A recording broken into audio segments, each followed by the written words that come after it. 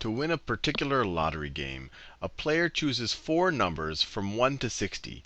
Each number can only be chosen once.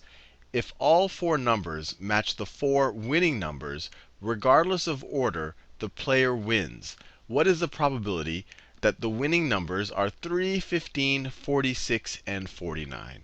So the way to think about this problem, they say that we're going to choose 4 numbers from 60. So one way to think about it is how many different outcomes are there if we choose 4 numbers out of 60? Now, this is equivalent to saying how many combinations are there if we have 60 items. In this case, we have 60 numbers, and we are going to choose 4. And we're going to choose 4, and we don't care about the order. That's why we're dealing with combinations, not permutations. We don't care about the order. So how many different groups of 4 can we pick out of 60? And we don't care what order we pick them in. And we've seen in previous videos that there is a formula here, but it's important to understand the reasoning behind the formula. I'll write the formula here, but then we'll think about what it's actually saying. So this is 60 factorial over 60 minus 4 factorial divided also by 4 factorial, or in the denominator multiplied by 4 factorial. So this is the formula right here. But what this is really saying, this part right here, 60 factorial divided by 60 minus 4 factorial, that's just 60 times 59 times 58 times 57. That's what this expression right here is. And if you think about it, the first number you pick, there's one of 60 numbers, but then that number is kind of out of the game. Then you can pick from 1 of 59, then from 1 of 58, then of 1 of 57. So if you cared about order, this is the number of permutations you could pick 4 items out of 60 without replacing them. Now, this is when you cared about order, but you're kind of over counting because it's counting different permutations that are essentially the same combination, essentially the same set of 4 numbers. And that's why we're dividing by 4 factorial here. Because 4 factorial is essentially the number of ways that 4 numbers can be arranged in 4 places. Right? The first number can be in 1 of 4 slots, the second in 1 of 3, then 2, then 1.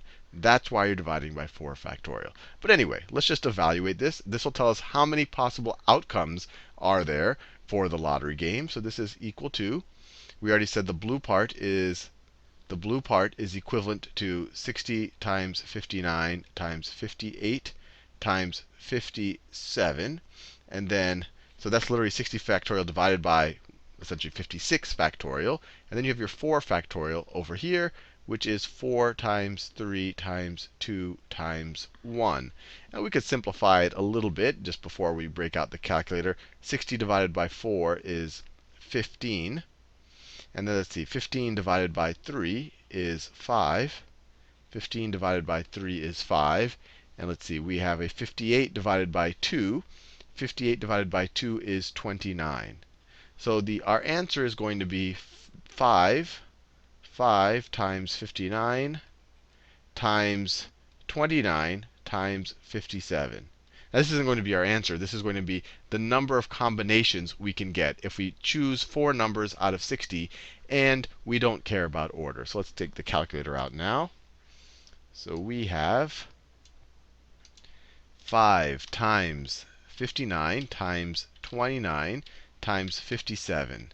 It's equal to 487,635. So let me write that down.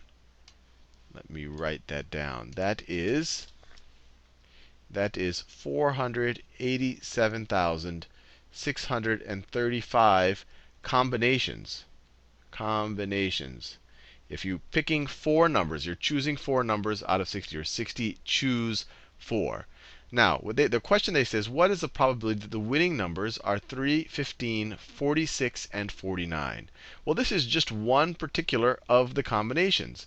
This is just one of the 487,635 possible outcomes.